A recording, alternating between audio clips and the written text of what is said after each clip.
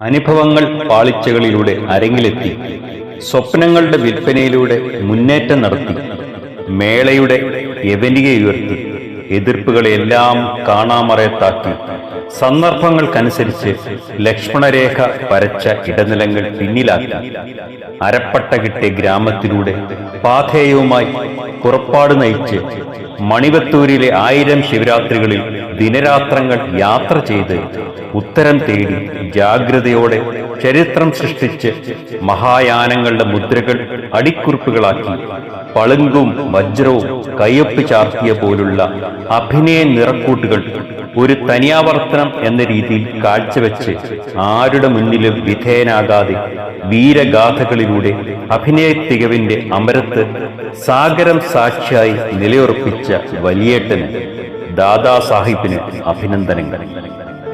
കറുത്ത പക്ഷികളും പരുന്തും ഉറങ്ങുന്ന ഭ്രമയുഗത്തിൽ ആൾക്കൂട്ടത്തിൽ തനിയെയാണെങ്കിലും വാത്സല്യം തുളുമ്പുന്ന മനസ്സുമായി തിങ്കളാഴ്ച നല്ല ദിവസം നോക്കി, ഈ തണുത്ത വെളുപ്പാൻ കാലത്തായാലും ഈറൻ സന്ധ്യയിലായാലും ഒരു നോക്ക് കാണാൻ കരിയിലക്കാറ്റ് പോലെ ഒന്നിങ്ങി വന്നെങ്കിൽ, ആളൊരുങ്ങിയും അരങ്ങൊരുങ്ങിയും ഇതിലെ ഇനിയും വരും.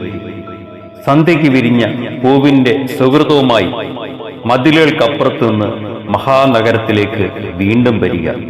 ഈ തണലിൽ ഇത്തിരി നേരം ഇനിയും കഥ തുടരാം.